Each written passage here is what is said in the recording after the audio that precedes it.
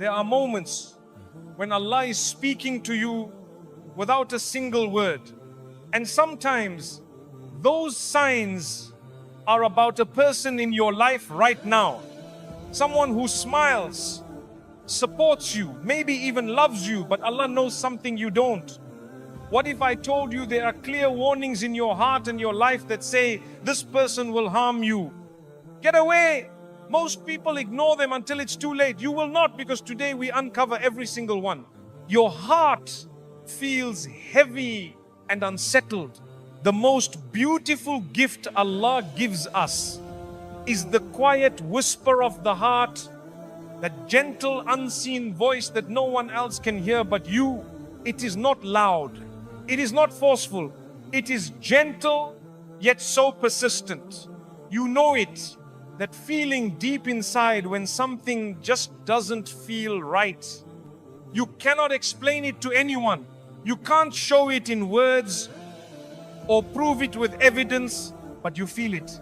And that feeling doesn't come from nowhere. It comes from the one who created your heart. It comes from the one who fashioned your soul. It comes from Allah. Sometimes you sit with someone, they smile at you. They speak kindly. They even say the right things. But deep down, a small voice inside says, be careful, something is not right here. Your heart feels uneasy. It feels like the air around you is heavier than usual. The peace you had a moment ago begins to fade. Your thoughts feel crowded. Your chest feels tight. And when you finally leave their company, you feel lighter, as if a burden was quietly lifted off your shoulders. You can breathe again. Your mind clears. Your soul feels at rest. That change is not random. It is not just in your head. It is Allah showing you something. The Messenger of Allah sallallahu alaihi wasallam told us that the heart can see what the eyes cannot, because the eyes only see what is on the surface, but the heart feels what is underneath. You may try to convince yourself you are overreacting. You might tell yourself, they've done nothing wrong, I have no proof. But the truth is, you don't always need proof when Allah is your protector. Sometimes Allah will remove people from your life quietly. No big arguments, no obvious betrayal, just a growing discomfort that pushes you away little by little. That is His mercy. That is His shield. Allah says in the Quran, if they incline to peace, then incline to it also and rely upon Allah. Surah Al-Anfal 861. And when your heart does not incline to peace, when it refuses to settle, it is also telling you something. It's telling you that this place, this person, this connection is not bringing you the peace Allah promises. And when something robs you of that peace, it cannot be from Him. Peace is not just the absence of problems. It is a deep, quiet comfort in your soul. It is the type of ease that allows you to breathe without fear, to speak without guarding every word, to pray without distraction. When you are with the right people, your heart feels safe. It opens like a flower in sunlight. It remembers Allah more easily. It feels encouraged to do good. But when you are with the wrong people, something inside begins to shrink. You laugh less, or you laugh in ways that feel empty. Your mind is restless. Your ibadah becomes harder. Your du'as feel heavy. And maybe no one else sees it. Maybe to the world, they look like the perfect friend, the perfect partner, the perfect helper. But Allah has allowed you to feel something deeper, something hidden, because He wants to protect you. My dear brother, my dear sister, never dismiss these small alarms. They are often the first layer of Allah's protection. They come before the big warnings. They come before the clear danger. They come when Allah still wants to give you the chance to step back without harm. How many people have ignored that feeling and later said, I knew something was wrong. I felt it from the start, but I stayed. Do not let that be your story. When Allah warns you once, do not ask for Him to warn you twice. Sometimes your heart will whisper, This person's words are sweet, but their energy is bitter. This person's smile is bright, but their intentions are dark. This person's company feels warm now, but their path will lead you to coldness. It is hard to walk away when you have no reason. It is hard to explain to others why you are distancing yourself, but you do not need to explain when Allah understands. Do not be ashamed of protecting your heart. Do not be embarrassed about protecting your peace. Do not apologize for listening to the voice Allah placed within you. The dunya will tell you to ignore feelings, to be logical, to wait for visible proof. But faith teaches you to trust what Allah has placed inside you, especially when it aligns with His promise of peace. Peace is a gift, and Allah does not take it away without reason. So when your peace disappears in someone's presence, when your heart feels heavier after every meeting, when your dua feels harder after every conversation, pause, step back and say, Ya Allah, if this is your warning, let me understand it. If this is your protection, let me accept it. The Quran tells us that Allah is Al-Latif, the subtle. He protects us in ways we cannot see. He guides us gently, without force. And one of the softest, most beautiful ways He guides us is through the unease of our own hearts. This feeling may save you from betrayal. It may save you from a toxic relationship. It may save you from years of heartache. It may save your Iman. Some people pray for Allah to show them the truth, and He does not in visions, not in dreams, but in the simple heaviness of a moment, in the quiet restlessness after a meeting, in the sigh you breathe without knowing why. That is truth. That is protection. That is mercy. So the next time your heart feels unsettled, do not push it aside. Do not silence it. Do not cover it with excuses. Instead, pause and listen, because your heart may be hearing what your ears cannot. Your soul may be seeing what your eyes cannot. And Allah is always speaking to those who are willing to listen. They pull you away from your deen. There is something Allah has placed inside you that is more precious than all the wealth in this dunya. It cannot be bought. It cannot be stolen unless you hand it over. It is your Iman. It is your connection to Him. It is your deen. This is not just a part of your life, it is your life. It is the rope between you and Jannah. It is the bridge between your short time here and your eternal home there. And sometimes, without you even noticing, certain people start loosening your grip on that rope. They don't come and cut it in front of you. They don't openly say, leave Allah, stop praying, stop believing. No, it is far more subtle than that. It begins small, a little delay here, a skip prayer there. I will read Quran tomorrow that never comes. You don't notice it at first because they still smile. They still speak nicely.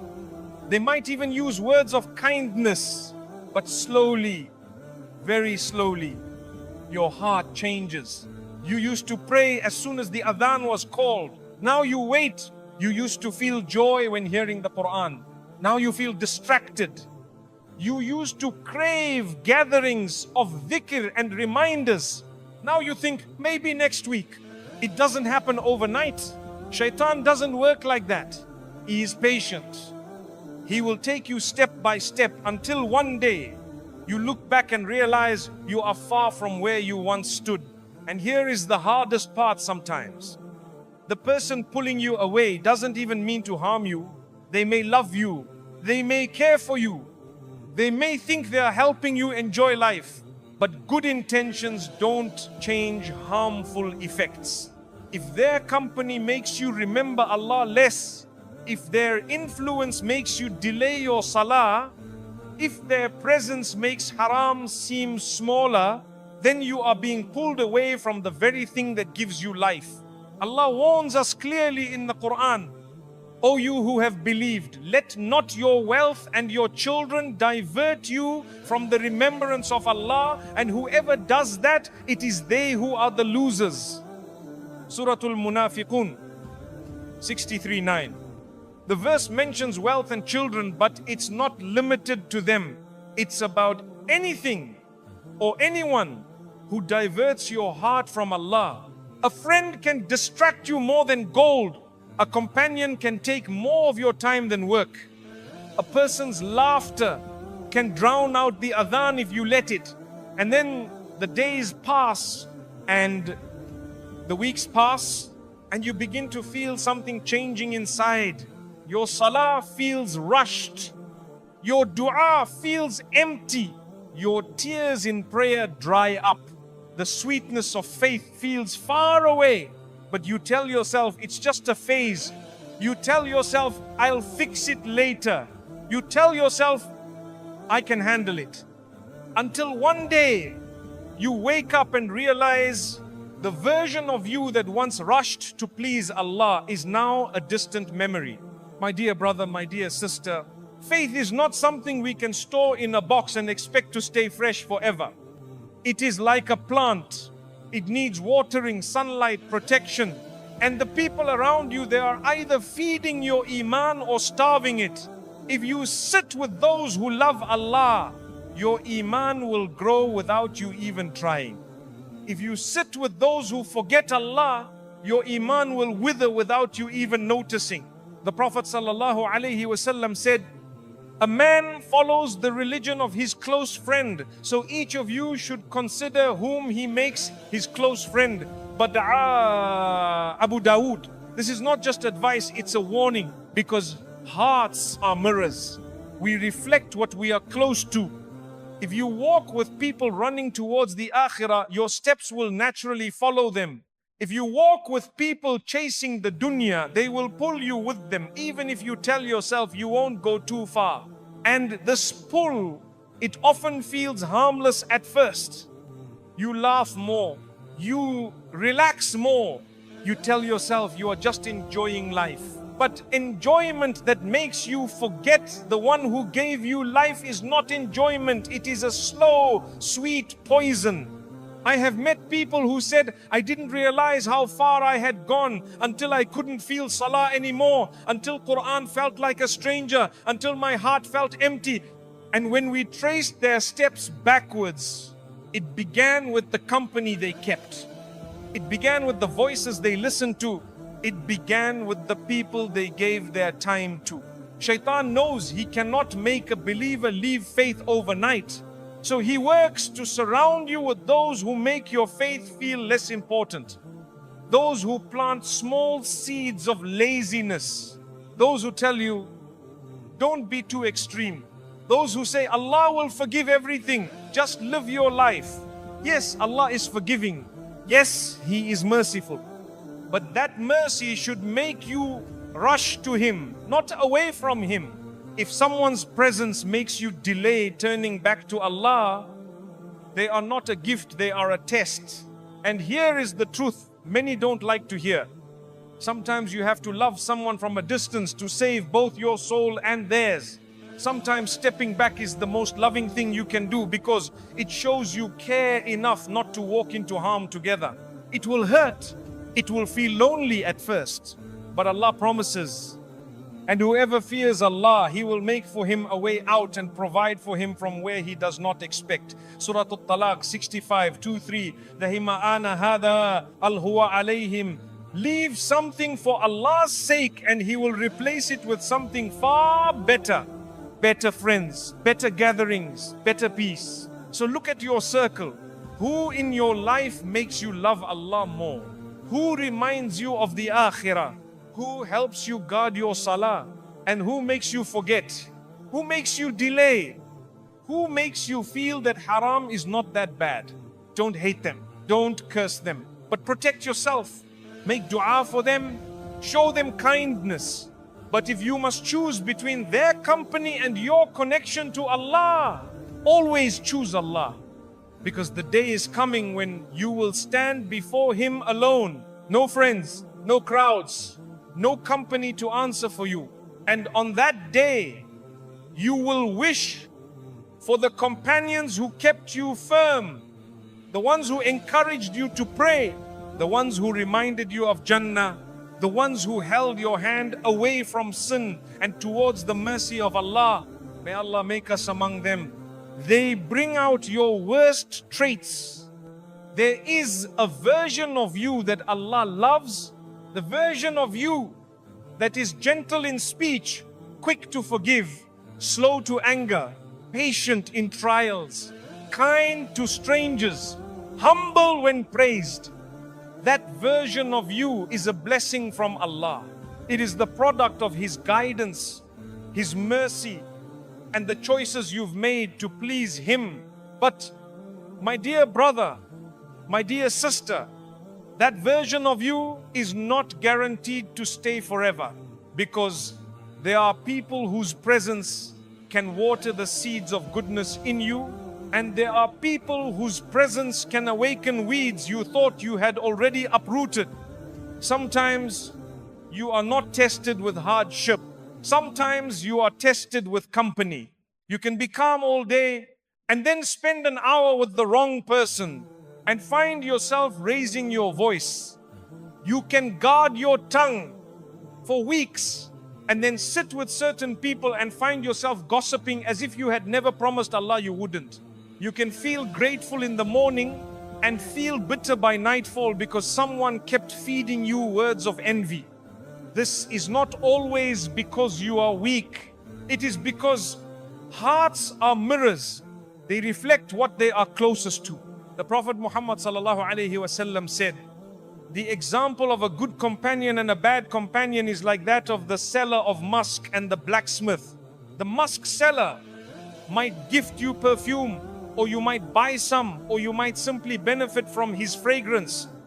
But the blacksmith might burn your clothes, or at the very least, you will smell a foul odor from him. Even if the blacksmith never means to harm you, you still walk away with smoke in your clothes. Even if the musk seller never speaks to you, you still walk away smelling sweet. This is the power of environment. We sometimes underestimate how much of ourselves is shaped by the people around us. We think, I can handle it, I won't change. But the reality is, the more time you spend with someone, the more your heart aligns with theirs, whether you notice it or not. And the most dangerous kind of influence is the subtle kind, the kind that doesn't feel dangerous at first. It begins in small ways. They make you laugh at someone else's flaw. They encourage you to speak your mind when speaking your mind really means speaking without mercy. They tell you to be strong when they actually mean don't forgive. And each time a small seed is planted, a seed of arrogance, a seed of impatience, a seed of bitterness, and seeds, they grow. They grow faster when they are watered, and the people around you, knowingly or unknowingly, can water the wrong seeds in your heart. One day, you might look in the mirror and realize you don't recognize your own reflection. You speak sharper than you used to. You trust less. You complain more. You look for faults before you look for goodness. And it's not because your heart was always like this. It's because you allowed company into your life that made your worst traits feel normal. Allah warns us about this through the voice of regret in the Quran. Oh, woe to me! I wish I had not taken that one as a friend. He led me away from the remembrance after it had come to me. Surah Al-Furqan 25, 28, 29. This verse is not about one bad day. It's about the slow pull away from the person you were when you were closest to Allah. Sometimes Allah gives you the gift of noticing the change early. You feel heavier after conversations. You feel more impatient with your family. Your prayers feel rushed. Your heart feels less soft. That is Allah saying to you, pay attention. This is not the path I want for you. It doesn't mean you hate the person. It doesn't mean you look down on them. It means you value your soul enough to protect it. Because if someone's presence feeds your worst traits, it will starve the parts of you that Allah loves most. Think of your heart as a garden. Inside it are flowers, patience, humility, mercy, gratitude. Inside it are also weeds, anger, pride, envy, harshness. Every person in your life is either helping water your flowers or your weeds. And weeds grow quickly. They spread. They suffocate the flowers if you let them. This is why wise people are careful with their circles. Not because they are arrogant. Not because they think they are better than others. But because they know whatever they allow in their hearts will eventually grow. If you are around people who constantly criticize others, you will soon find criticism flowing off your own tongue. If you are around people who speak with mercy, you will find your own voice becoming gentler without even trying. We imitate the environment we are in, and the danger is that we often do not realize when imitation begins. That is why protecting your inner self sometimes means creating outer distance. It's not always about cutting ties completely. It can mean spending less time in certain spaces. It can mean keeping some conversations lighter, less personal. It can mean saying no when invited to situations that you know will trigger the parts of you you're trying to heal. It can also mean surrounding yourself with people who will challenge your worst traits. Those who will say, calm down when anger rises. Those who will remind you, let it go when your pride resists. Those who will quietly guide you back to patience, forgiveness, and humility. My dear brother, my dear sister, never trade the version of yourself that Allah loves for the comfort of blending in. Never bury your better self to keep company with those who prefer the worse in you, because on the day of judgment, you will stand alone.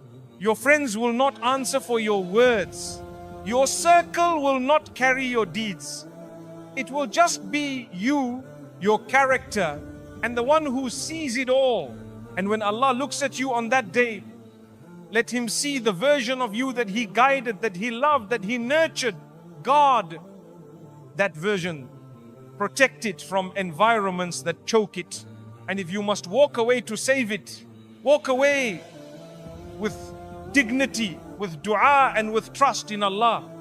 Because whatever you give up for His sake, He will replace with something better in this world and in the next. Repeated obstacles arise in their presence. Sometimes Allah speaks to you without sound. No voice you can hear. No letter written in the sky. But He speaks through patterns, through things that keep happening.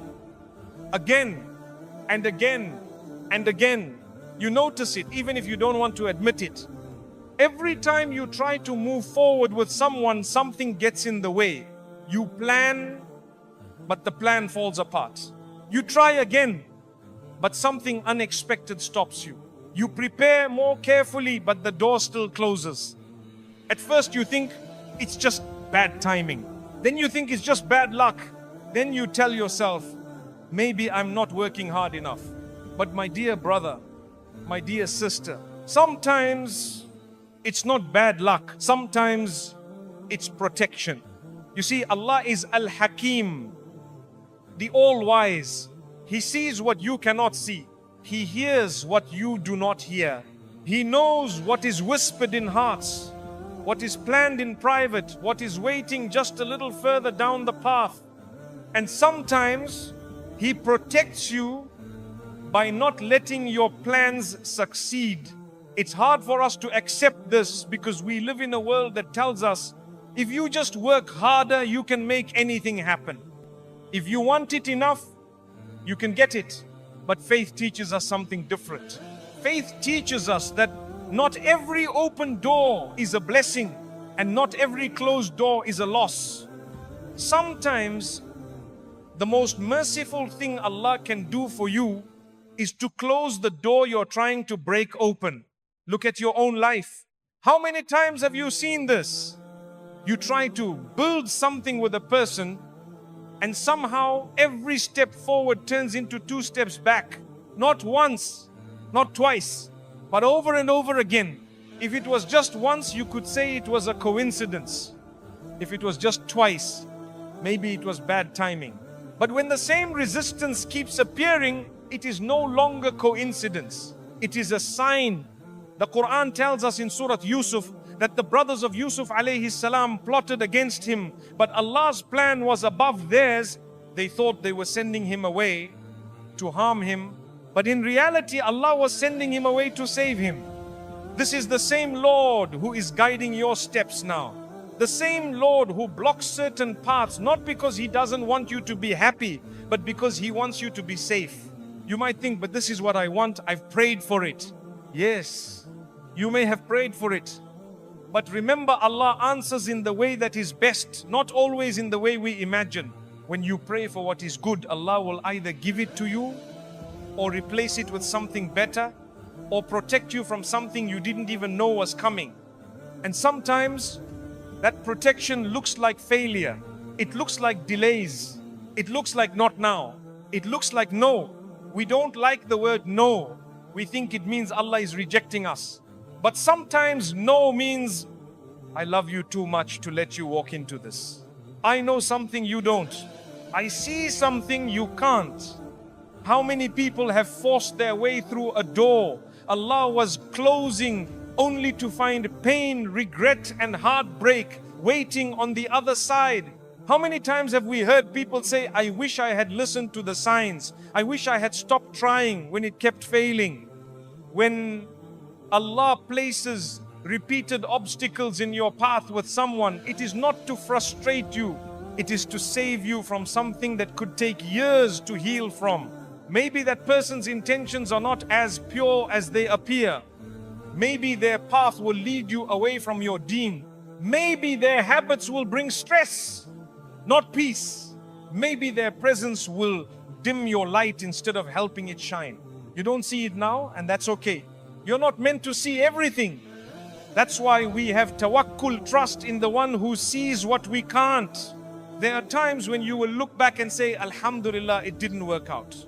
But right now, you might be in the middle of the why is this happening stage.